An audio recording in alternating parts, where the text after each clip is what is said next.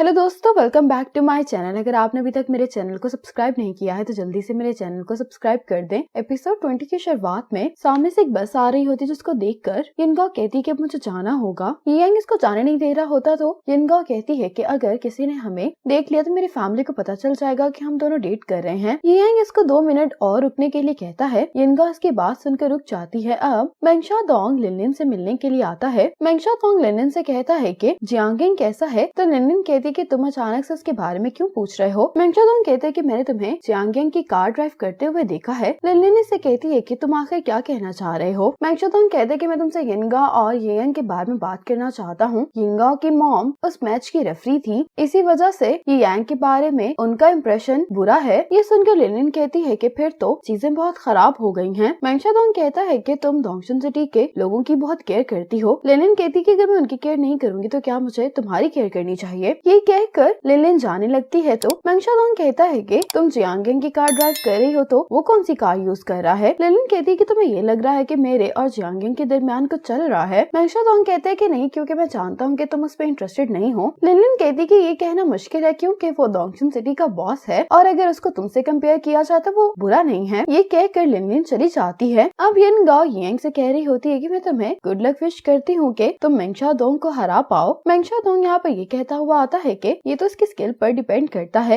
यिनगाओ मेंगशाओदोंग को यहाँ पर देखकर कहती है कि अब मुझे अंदर जाना चाहिए। कहकर यिनगाओ चली जाती है। मेंगशाओदोंग येयंग से कहता है कि तुम मुझे लिफ्ट दे दो, तो येयंग कहते हैं कि तुम तो यहाँ पर ड्राइव करके आए हो ना। तो मेंगशाओदोंग कहता है कि मेरा ड्राइवर मेरी कार वापस ले जाएगा। अब येयंग मेंगशाओदोंग को अपने बिलियर्ड रूम ले आता है। ये मेंगशाओदोंग से कहता है कि तुम 3rd फ्लोर पर चले जाओ, वहाँ पर जियांगिंग है, मैं पार्क करके आता हूँ। मेंगशाओदोंग हैरानगी से कहता है कि जियांगिंग भी यहाँ पर है। तो ये येयंग से कहता है कि तुम मुझे मेरे क्लब वापस छोड़ दो, मुझे नहीं आना यहाँ पर। येयंग कहते कि क्या तुम्हारा उससे कुछ झगड़ा हुआ है। तो मेंगशाओदोंग कहता है कि मैं दूसरे लोगों से बहस नहीं करता। येयंग कहता है कि ठीक है, फिर तुम जल्दी चले जाओ, इससे पहले कि मेरा यहाँ पर खड़े होने की वजह से चालान हो जाए। अब मेंगशाओदोंग को ना चाहते हुए यहाँ पर आना पड़ता है। अब जियांगिंग इसको साथ में खाना खाने के लिए कहता है, लेकिन मेंगशाओदोंग कहता है कि मैं 10 बजे के बाद कुछ नहीं खाता। येयंग यहाँ पर आता है तो जियांगिंग इससे पूछता है कि इसको क्या हुआ है। तो येयंग कहते हैं कि मुझे नहीं मालूम। जियांगिंग कहते हैं कि हमारी परफॉर्मेंसेस रीसेंट मैचेस में एक जैसी है, क्या तुम्हें उस बात को लेकर गुस्सा है। ये दोनों इसी बात को लेकर आपस में बहस कर रहे होते हैं। तो येयंग इन दोनों से कहते हैं कि तुम दोनों बहस करना बंद करो, और ये मेंगशाओदोंग को फोर्स करता है तो ये भी इनके साथ आकर बैठ जाता है। येयंग जियांगिंग से कहता है कि लिनलिन तुम्हारी कार ड्राइव कर रही थी, क्या उसकी कार खराब है। तो जियांगिंग कहता है कि हाँ, उसकी कार खराब थी, इसलिए मैंने उसको अपनी कार ड्राइव करने के लिए दी थी। इस बात पे मेंगशाओदोंग का रिएक्शन देखकर जियांगिंग कहता है कि अब मुझे सारी बात समझ में आ गई है। जियांगिंग मेंगशाओदोंग से कहता है कि लिनलिन मेरी कार ड्राइव कर रही थी, इसलिए तुम्हें गलतफहमी हो गई है ना। मेंगशाओदोंग का चेहरा देखकर ये दोनों ही हंसने लगते हैं और जियांगिंग इसको बताता है कि मैं और लिनलिन एक दूसरे को 10 सालों से जानते हैं। अगर हम दोनों एक दूसरे को पसंद करते होते तो हम बहुत पहले एक दूसरे को डेट कर रहे होते। मेंगशाओदोंग इस जवाब से भी सेटिस्फाई नहीं दिखाई दे रहा होता तो येयंग इसको बताता है कि जियांगिंग आज दोपहर को ब्लाइंड डेट पर गया था। मेंगशाओदोंग कहता है कि अब तुम दोनों बस कर दो। तो जियांगिंग कहते हैं कि क्या तुम अभी तक लिनलिन को पसंद करते हो। मेंगशाओदोंग इस बात का कोई भी जवाब नहीं देता। अब येयंग जब रूम में आता है तो जियांगिंग इसको एक कॉन्ट्रैक्ट साइन करने के लिए देता है, क्योंकि जियांगिंग और येयंग मिलकर एक घर खरीद रहे होते हैं। येयंग जियांगिंग से कहता है कि ट्रांसफर से पहले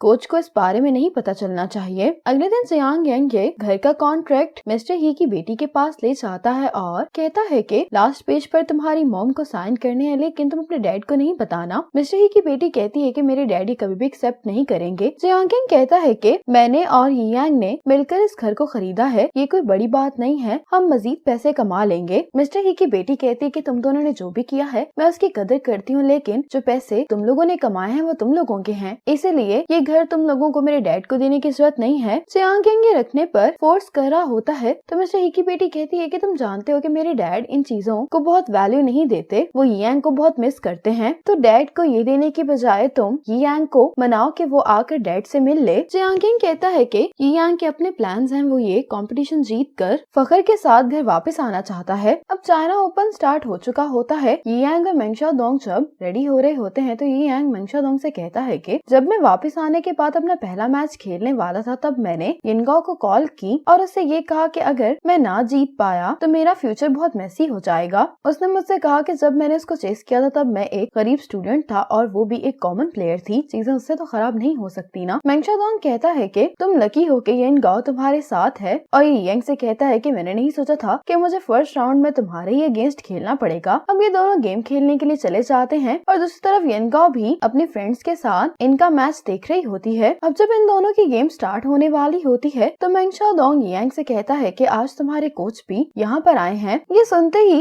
ये यांग पीछे मुड़कर देखता है, मिस्टर ही भी इसको मुस्कुरा कर देख रहे होते हैं। मिस्टर ही को यहाँ पर देखकर ये यांग इमोशनल हो जाता है। ये यांग रिस्पेक्ट में अपने कोच के सामने झुकता है और ये देखकर तो मिस्टर ही भी इमोशनल हो जाते हैं। येनगाओ भी ये सब कुछ देख रही होती है। अब येनगाओ की ट्रेनिंग स्टार्ट हो जाती है और गेम में येनगाओ का ओपोनेंट एक टॉप प्लेयर होता है। लिनलिन और येनगाओ के कोच इनकी गेम को देखकर येनगाओ की काफी तारीफ कर रहे होते हैं। ये यांग और मेंगशाओदोंग के मैच में अभी तक ज्यादा स्कोर यांग के होते हैं। अब येनगाओ ये गेम जीत गई होती है। ये जो लड़का होता है पहले ये बात कर रहा होता है कि अगर इसका मुकाबला यांग से हो तो ये यांग से जीत जाएगा और ये बातें येनगाओ ने सुन ली होती हैं। येनगाओ जब ये गेम जीत जाती है तो कहने लगती है कि लास्ट ईयर मैंने हिल में यांग के साथ गेम खेली थी और मैं हार गई थी, और इससे कहती है कि उसकी अचीवमेंट्स बातों के जरिए नहीं बल्कि स्किल के जरिए से प्रूव की जा सकती हैं। यांग ये गेम जीत जाता है और ये ऑडियंस में अपने कोच को तलाश करने लगता है, लेकिन इसको अपने कोच कहीं भी नजर नहीं आते। तो मेंगशाओदोंग कहते हैं कि तुम्हारे कोच बूढ़े हो गए इसलिए वो इतनी लंबी गेम नहीं देख सकते। मेंगशाओदोंग भी यांग को गेम जीतने पर कांग्रेचुलेशंस कहता है। अब जब यांग यहाँ से बाहर आता है तो जियांग यांग इससे आकर मिलता है और कहने लगता है कि हमारे कोच ने कहा है कि तुमने आज बहुत अच्छा खेला है। यांग कहता है कि वो कहाँ पर हैं? जियांग यांग कहता है कि वो बाहर है। इसके चेहरे को देखकर जियांग यांग कहता है कि क्या तुम्हें कोच से मिलने से डर लग रहा है? तो इसको वुवे की बात याद आती है कि वुवे ने कहा था कि तुम अचीवमेंट्स हासिल करके अपने कोच से मिलना चाहते हो, लेकिन कोच की एज 70 इयर्स हो गई है और तुम्हें नहीं लगता कि ऐसा करने की वजह से तुम्हें बहुत देर हो जाएगी। अब ये यांग इन सब के साथ बाहर आता है जहाँ पर मिस्टर ही इसका इंतजार कर रहे होते हैं। ये यांग मिस्टर ही से मिलने के लिए उनके पास जाता है।